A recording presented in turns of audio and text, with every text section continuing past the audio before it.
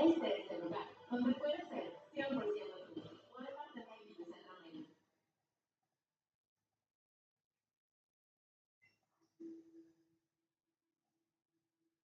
The most wealthy men and women in all of human history have done this one thing.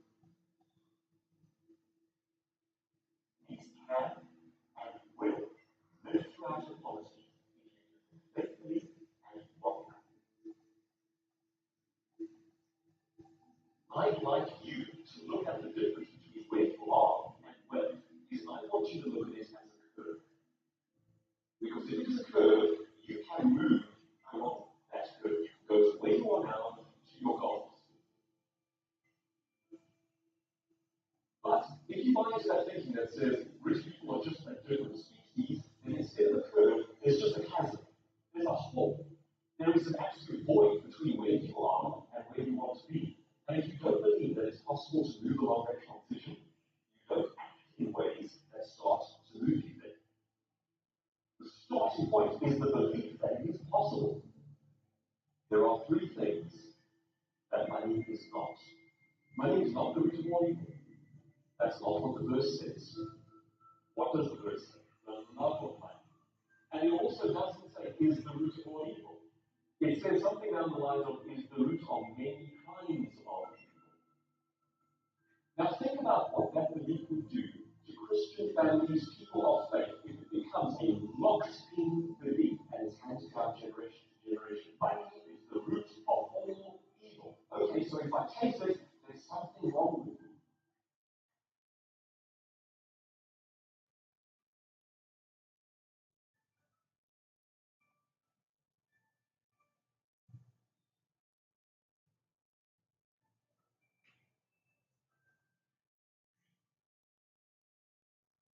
Attitude is defined as the position or bearing, as indicating action, feeling, or mood. And it is our actions, feelings, or moods which determine the actions, feelings, or moods of others toward us, and which, to a surprising extent, are success or failure. Now, here's where we have the first opportunity to add some real heat to this powerful program. Consider this. You live simultaneously on three planes. Number one, you are a spiritual being. Number two, you have a marvelous mind. And three, you live in a physical body. Now, it's the spiritual, non-physical world where the thought energy is. And of course, you've been gifted with an intellect, and through the use of your intellectual factors, you can tap into this thought world, this non-physical spiritual element of yourself, and build ideas. Because it's ideas that are built with the intellect. And then, of course, those ideas are expressed with and through the physical aspect of your personality, your body. That's where you move into action. And you produce things or results. Earl explained that attitude is our position or bearing, as indicating action, feeling, or mood. Now, think of what he said. Attitude is action, feeling, or mood. That would indicate attitude is expressed by both our mind and body. Now, we think in pictures or images. We certainly have an image of our body, but we do not have one for our mind. No one has ever seen the mind. Where there is no image, there is confusion. The image is what brings order to the mind. This is why Solomon said, where there is no vision, the people will perish. Everything in the universe is growing or dying, is created or disintegrating. But where there's no vision, the people will perish. It was after years of serious study that I stumbled upon this beautiful truth. Without an image of the mind, your understanding of attitude will be very likely distorted. However, that does not mean you will not be successful. You could have a great attitude and become highly successful, yet not understand exactly what attitude is and how it has affected your success in life. A person in this position is frequently referred to as an unconscious competence. When this is the case, a person's success would be non-transferable. Since their success has its foundation in their attitude, and since they do not have a clear understanding of what attitude is, they would be unable to explain the cause of their success to another person, possibly even a loved one.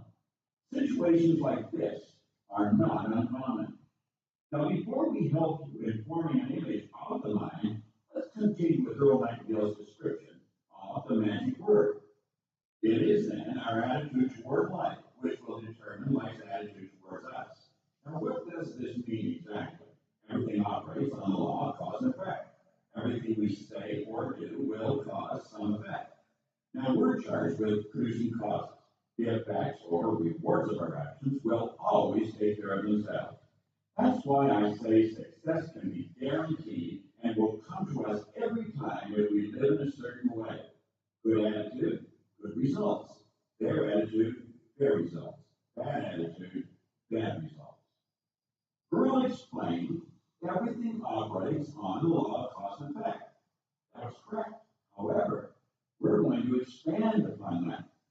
Dr. Werner von Braun, who is considered the father of space exploration, stated, the natural laws of the universe are so precise that we have no difficulty building a spaceship that we can send to the moon, and we can time landing with the precision of a fraction of a second. He also said these laws must have been set by someone. Everything in life is controlled by law. Cause and effect is just one of the laws. Earl recognized that everything was controlled by law. In the final lesson, he quotes Ralph Waldo Emerson, who said, let him learn a prudence of a higher strength. Let him learn that everything in nature, even dust and feathers, go by law and not by luck. I can assure you, you're going to come to love that statement as I do. The law has been described as a uniform and orderly method of the omnipotent God. In other words, the law is God's most operandi. There are, in fact, 7 laws. I found it amazing how well Earl Nightingale included all of the laws in Living the Table. As we come to them, they will be brought to your attention, which will heighten your level of understanding and give you greater control over your life. Now, as we return to Living the Table, that is exactly what Earl Nightingale is suggesting. You see, each of us shapes his or her own life, and the shape of it is determined by our attitude, the attitude we hold most of the time. Sounds simple, doesn't it? But it's not quite that easy. For most of us, learning this new habit takes time, but once it's mastered, our lives will become as changed as if we walked out of a dark tunnel into the bright, clear light of day. A person with a poor attitude toward learning, for example, in school or afterward, isn't going to learn very much until he changes his attitude. I would even think of examples of this in your own life. If we take the attitude that we cannot do something, we generally will not do it. An attitude of failure, and we're quit before we start. So we know then that what we receive from life, what we accomplish or fail to accomplish, is due in large measure to our overall attitude. William James of Harvard said the greatest discovery of this generation was that human beings can alter their lives by altering their attitudes of mind. You know, in virtually every seminar you attend and every self-help book you read, William James is quoted. Human beings can alter their lives by altering their attitudes of mind. That sounds pretty simple, doesn't it? However, it's not very easy. It can't be. Otherwise, more people would do it. Why don't they? The answer is obvious. They don't know how. James was right. A change in attitude will change your life. However, teachers tell that to students. Doctors tell it to their patients. Sales managers tell their salespeople, and counselors tell couples who are having trouble. Just a change in attitude is all you require. The person in question will agree. They desperately want the good that is promised to them. What's the problem? Attitude is a mind-body thing, and we were given no image of the mind. What I'm going to share with you now, I found after 9 years of searching. It has been the single most valuable concept I've ever learned. For me, it brought all the pieces of the puzzle together. It is an image of the mind. It was originated by Dr. Thurman Flake around 1934 in an attempt to show patients how they could heal their body by controlling the activities of the mind. And it's simply called this stickers. You see it illustrated all throughout your management guide. Just 2 simple circles and a couple of straight lines. But develop a growing order to your mind. This drawing will eliminate confusion and give you a model to begin working with as you proceed through this program. Now, to help you personalize this image, permit the large circle, the mind, to be your head, and the small one to be your body.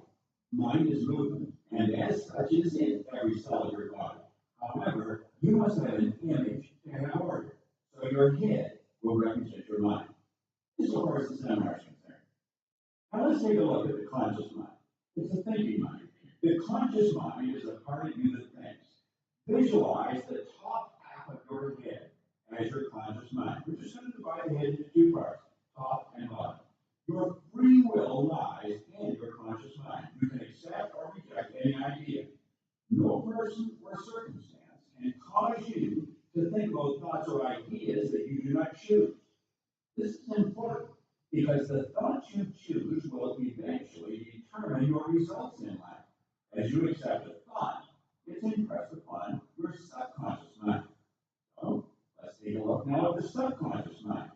This part of you functions in every cell of your body. However, again, for our image, the bottom half of your head will represent your subconscious mind. Every thought or word your conscious mind chooses to accept, this part must accept. It has absolutely no ability to reject it. This part of you operates in an orderly manner, by law. It expresses itself through you in feelings and actions. Any thought you continuously impress upon your subconscious over and over again becomes fixed in your subconscious mind.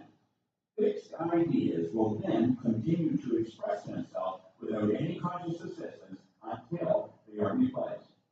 Fixed ideas are more commonly referred to as habits. Now let's take a look at the body, the instrument of the mind. Your body is the most visible part of you. Your body is the physical presentation of you, the material medium. It is merely the instrument of your mind, or the house you live in. The thoughts or images that are consciously chosen and impressed upon your subconscious must move your body into action. The actions in which you are involved determine your results. So let's take a look at this. Number one, thoughts. Number two, feelings. Number three, actions. Number four, results.